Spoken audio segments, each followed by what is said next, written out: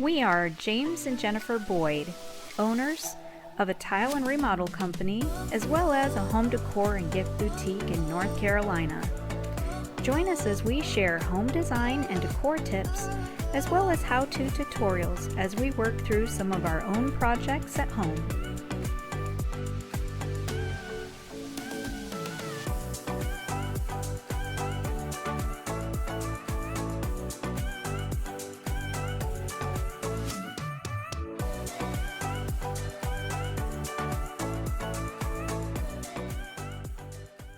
So I just got home and James has screwed in his ledger all around the perimeter of the shower pan so that he can pour our slab. Edges in place. We're trying something we've never tried before. We've decided to put our cement mixer to use and try mixing the mud for the shower pan in it instead of by hand like we usually do in a wheelbarrow. So wish us luck. All right, so we've got our Laticrete 209 floor mud and we're loading it up. Something new. Floor mud and cement mixer. Will it work? It's smoking. It's just the dust.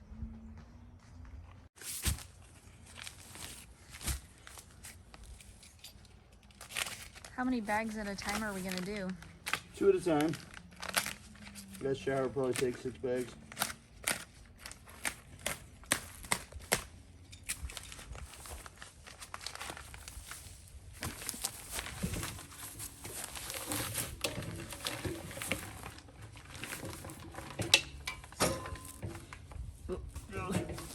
This way up.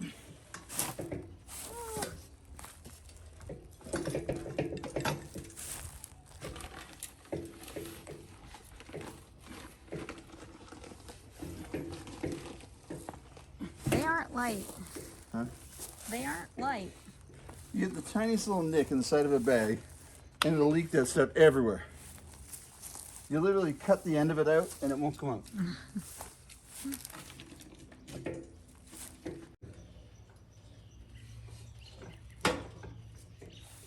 Right there. Okay.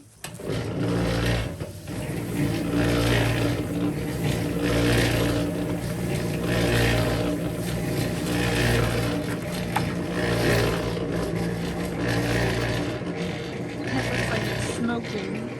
Dust.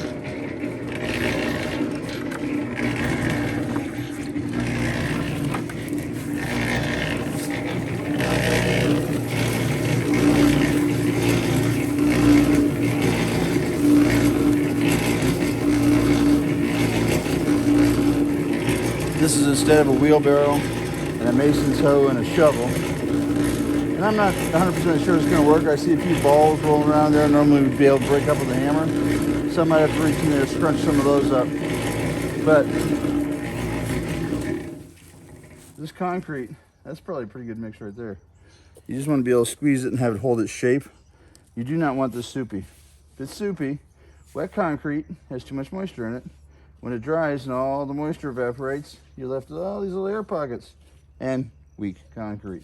Strong concrete means very, very little moisture in there. Just enough so you can grab it, keep it safe. We don't want to start packing it in there and have all that kind of muddy fat come to the surface like it does with our sidewalk project. It's a different sort of a mix.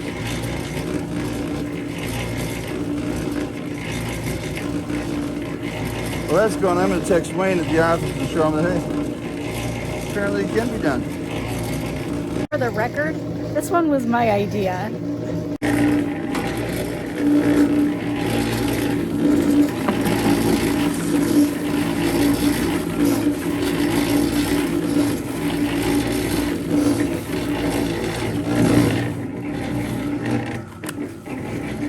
I'll carry the first one in.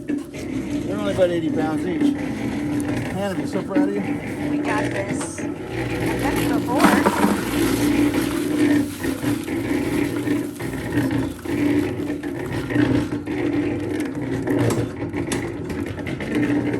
We lost a little on that, don't we? I'll loosen some of that up. So the mixer was a success. Apparently so. Easier? Using the mixer? Yeah. Oh, definitely. My mix is a little wet, but that's just getting used to doing it a different way. Yeah. You can't see it as easy in the mixer as you can in the wheelbarrow, but that's just practice. Better daylight would probably help too. Yeah, trying to do this at night, so. It's getting dark out already.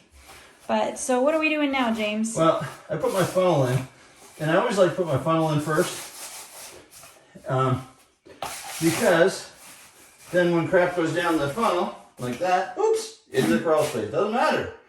If you already have it hooked to your pipe, you gotta be real careful all that stuff going down your drain and plugging up the plumbing. So, just a little thing I like to do is, then you pack it down in, pack with magnesium or aluminum float, and then you want to clean it off with the wooden float. Don't try packing it with this. 20 years ago you could, but now they make them so cheap they just split in half the first time you smack it down. Don't make anything like they used to.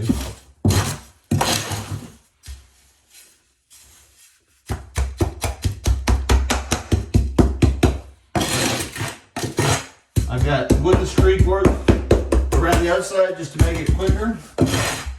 You can usually pour one of these things in about an hour, a little bit less.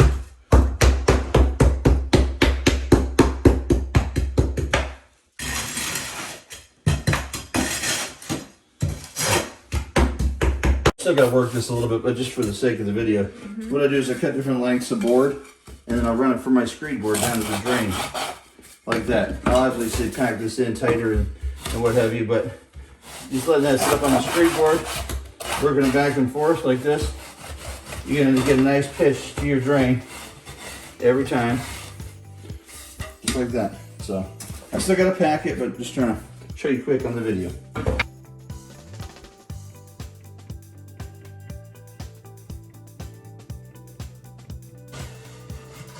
James is doing an awesome job.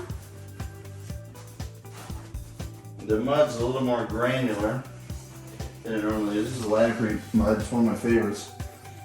It's a little bit more granular than it normally is. I think it had something to do with the way we mixed it, but I don't know how that would. So this is the first time we tried it. We'll perfect it. I was gonna say, would you do it again?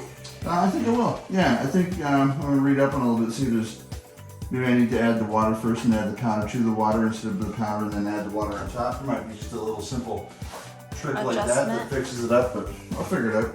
So it was a good idea? I'm just asking. Because it was your idea. I know, but was it a good idea? It very well could be. Okay. I'll find out if I can get it less granular, then it will be a very good idea. Because my back is really liking me right now for not mixing with my hand. Good. So, not too much longer. This pan will be done. Yep. Ready for waterproofing tomorrow. Waterproofing tomorrow, and then tile, and then Sunday, throw up the walls. Good morning. It's another day, and it's another day in the Boyd's guest bathroom. Welcome to the Boyd Ranch. So, what are we doing, James? Okay, so today we're going to start with the shower walls. Last night we did the floor. It's dry this morning, dry enough we can get on it, walk on it. We got it covered up with a tarp, keep it nice and clean. So what we're doing is we're doing the layout. I like to start my layout.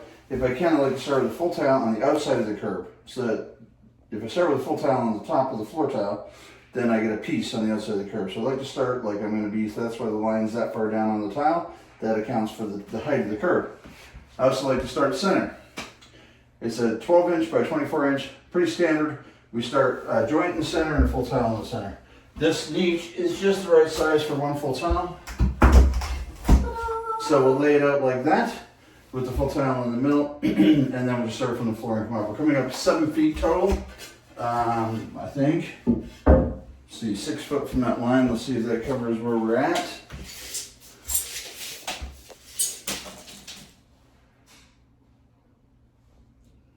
So there I'm on that other. 6 6 foot. No, we're gonna go up 7.5 feet. So we get a little extra height there at the top. That's all right. And that's what we're gonna do. We're gonna do a shave shelf in the one corner. We're gonna do a solid surface curb. And we'll do one piece in the back and the knees. We're using Schluter on these outside edges. I will cut the baseboard back here. This is actually the shower it's going out to is this.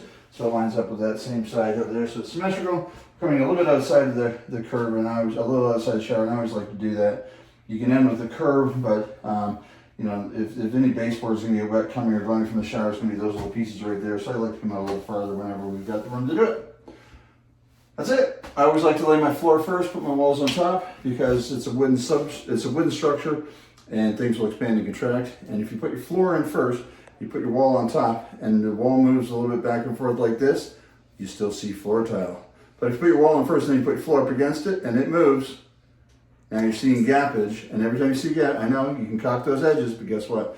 House moves more than caulking can withstand. So it'll tear that. And then you're going to put caulking on top of a gap, and then we see that all the time. What a mess. People, we re-caulked our shower 7 times, it still leaks. Yeah, wrong way to do it. Do the floor first, put this on top. A lot of guys like to do their walls first and then their floor, and the only reason for that is because they're trying to get it done faster. Put your walls in and then lay your floor to it. You can lay 4 feet of walls in a day and finish up by laying the floor.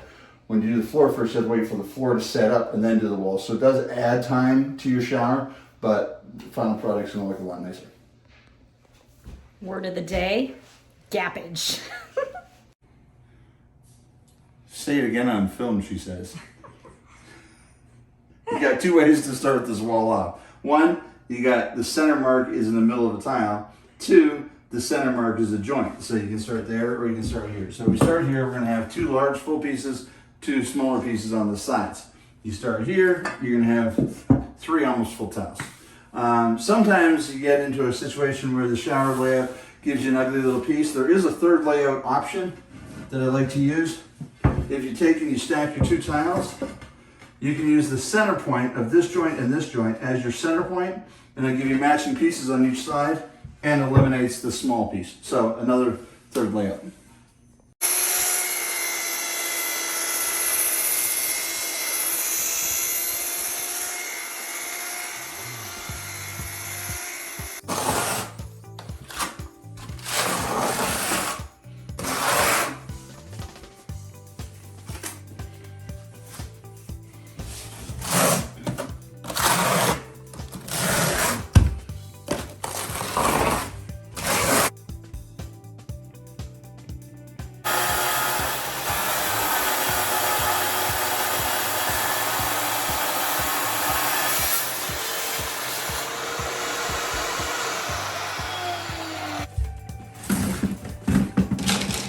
I always like to keep a sponge and a bucket handy. I love keeping my work clean as I go. We got one guy that doesn't. I won't say his name because it would embarrass me. But I like to be as neat and clean as I can go. It just makes it quicker when you come back later to grab. And then clean a bunch of junk out of the joints and that sort of thing. Obviously I'm mudding the walls and I'm mudding the back of the tile, back buttering them. Anytime you have a tile that has any edge that's over 16 inches long, you're required to back butter the tile. It greatly increases your adhesion strength. Definitely worth doing. Remember, don't swap on them.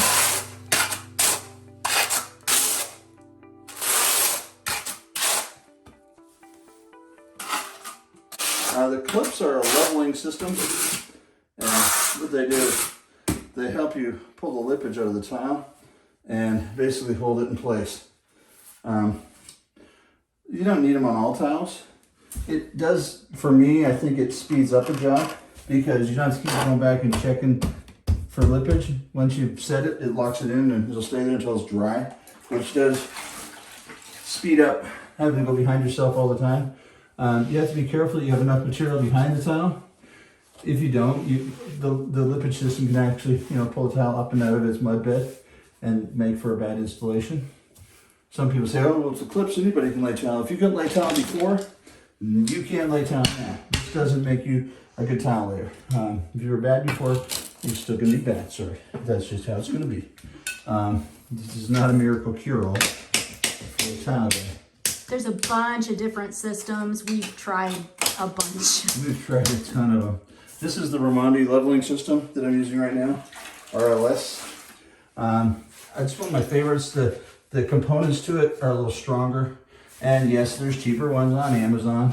It's cheaper everything on Amazon, but they don't work. So we don't go that route.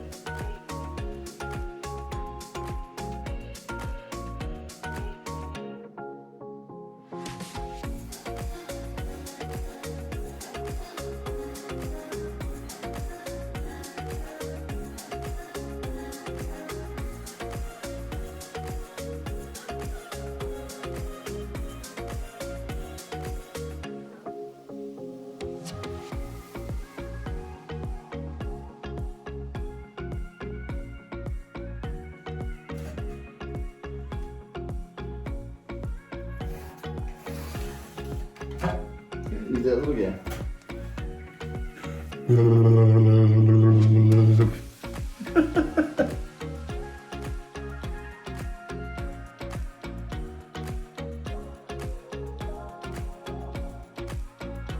With James, my master tiler, leading this project, the shower walls were tiled in no time. Catch us next time to see how this project wraps up.